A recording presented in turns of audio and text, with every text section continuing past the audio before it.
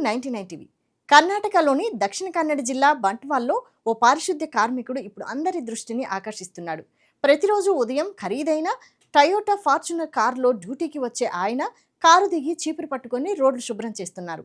35 లక్షల విలువైన ఫార్చునర్ నుంచి దిగిన వ్యక్తి పారిశుద్ధ్య కార్మికుడిగా పనిచేస్తుండడంతో అక్కడి ప్రజలు ఆశ్చర్యపోతున్నారు. ఆ కారు ఎవరిది, ఎవరైనా బహుమతిగా ఇచ్చారా అన్న సందేహాలకు సమాధానం ఆ కారు ఆయనదే. ఆ కార్మికుడి పేరు శేషప్ప. వయసు 45 సంవత్సరాలు. బంట్వాల్లోని నవూర్కు చెందిన శేషప్ప 1996లో రోజుకు కేవలం 50 రూపాయల కూలీతో పారిశుద్ధ్య కార్మికుడిగా తన ఉద్యోగ జీవితాన్ని ప్రారంభించారు. 3వ తరగతి వరకు మాత్రమే చదువుకున్న ఆయన బంట్వాల్ టౌన్ మున్సిపల్ కౌన్సిల్లో చేరి తర్వాత పర్మనెంట్ ఉద్యోగిగా మారారు. చిన్న వయసులోనే పేదరికాన్ని చూసిన శేషప్ప కుటుంబాన్ని మంచి స్థాయిలో నిలబెట్టుకోవాలనే పట్టుదలతో ముందుకు సాగారు. పారిశుద్ధ్య ఉద్యోగంతో వచ్చే ఆదాయం మాత్రమే కాకుండా అదనపు పనులపై కూడా దృష్టి పెట్టారు. వ్యవసాయం, పాడి పరిశ్రమను కూడా చేపట్టి తన ఆదాయాన్ని పెంచుకున్నారు. ప్రతిరోజు ఉదయం 5:30 గంటలకే విధులకు హాజరై మధ్యాహ్నం వరకు రోడ్లను శుభ్రం చేస్తారు. ఆ తర్వాత తన డైరీ ఫామ్ పనులను చూసుకుంటారు.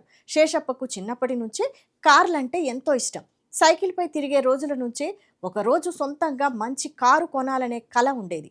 ఆ కలను నెరవేర్చుకునేందుకు క్రమంగా డబ్బులు కూడబెట్టడం ప్రారంభించారు.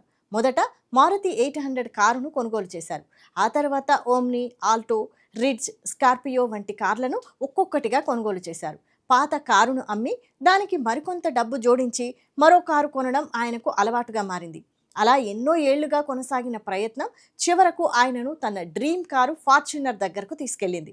కొంత అప్పు తీసుకుని సెకండ్ హ్యాండ్ టయోటా ఫార్చునర్ను కొనుగోలు చేశారు. గత కొద్ది రోజులుగా అదే కారులో డ్యూటీకి వస్తుండడంతో శేషప్ప స్థానికంగా ప్రత్యేక ఆకర్షణగా మారారు.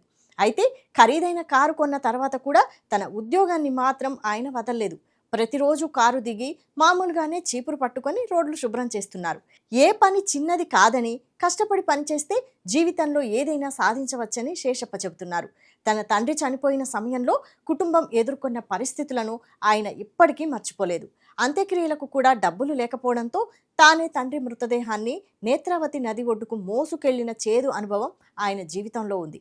అలాంటి కష్టాలను ఎదుర్కొన్న శేషప్ప తన భార్య, 2 కుమార్తెలు, కుమారుడికి మంచి జీవితాన్ని అందించాలనే లక్ష్యంతో పనిచేశారు. తన కార్ల కలను కూడా అదే పట్టుదలతో సాధించుకున్నారు.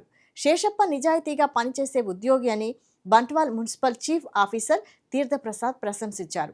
ఆయనకు అప్పగించిన పనిని ఎప్పుడూ నిర్లక్ష్యం చేయలేదని, విధుల విషయంలో కూడా ఎలాంటి ఫిర్యాదులు రాలేదని తెలిపారు. కారు ఖరీదైనదైనా తన వృత్తి మాత్రం తనకు గౌరవమేనని శేషప్ప భావిస్తున్నారు.